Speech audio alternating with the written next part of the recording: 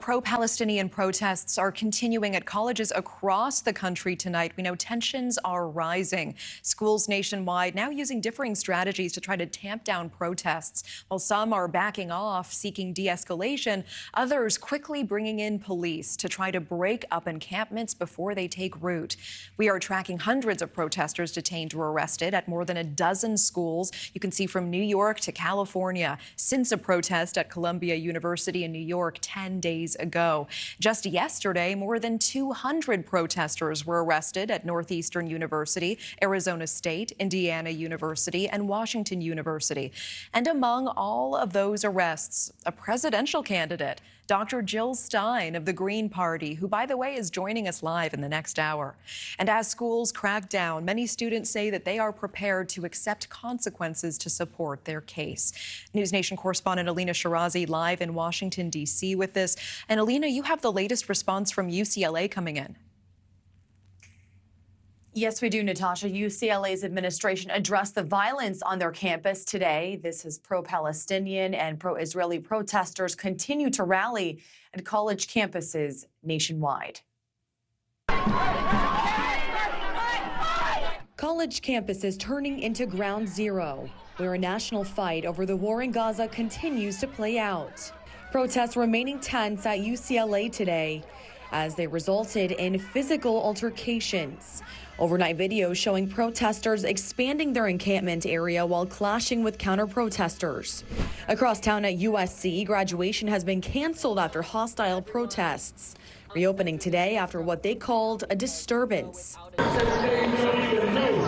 And in New York, Columbia University has set a series of deadlines for protesters to leave their encampments, which have not been met.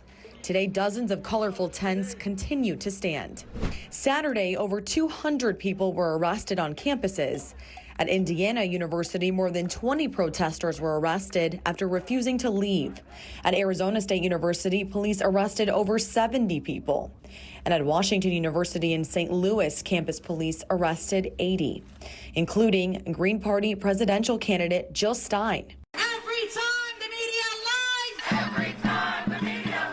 Protesters holding banners also stood outside the White House Correspondents' Dinner last night, criticizing President Biden's support for Israel's role in the war. They greeted guests chanting, "Shame on you," shortly before the president delivered his annual speech.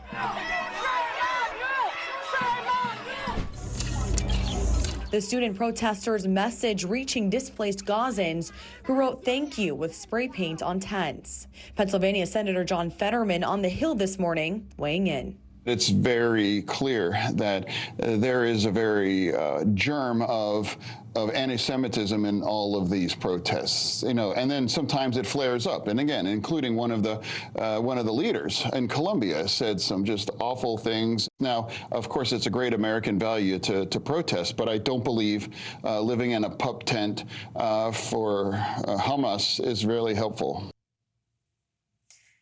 And coming up tonight on Prime, we're interviewing Green Party candidate Jill Stein. You're going to see that in this hour as well, Eastern Standard Time, the last hour for 9 p.m. Natasha. We appreciate it. Elina Shirazi live in D.C. Thank you so much.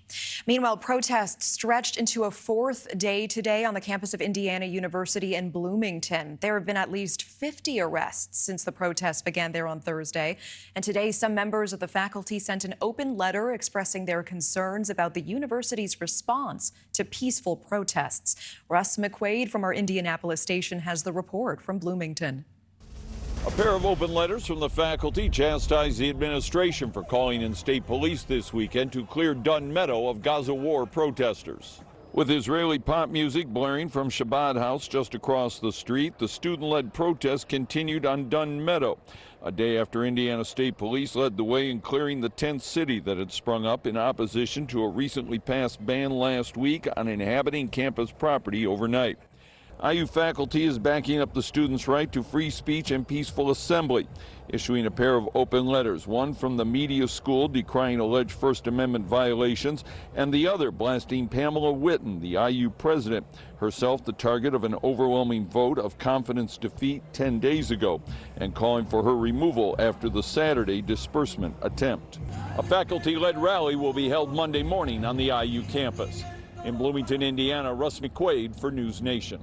Thank you for watching. Go to newsnationnow.com to find News Nation on your television provider. And don't forget to click the red subscribe button below to get more of News Nation's fact-driven, unbiased coverage.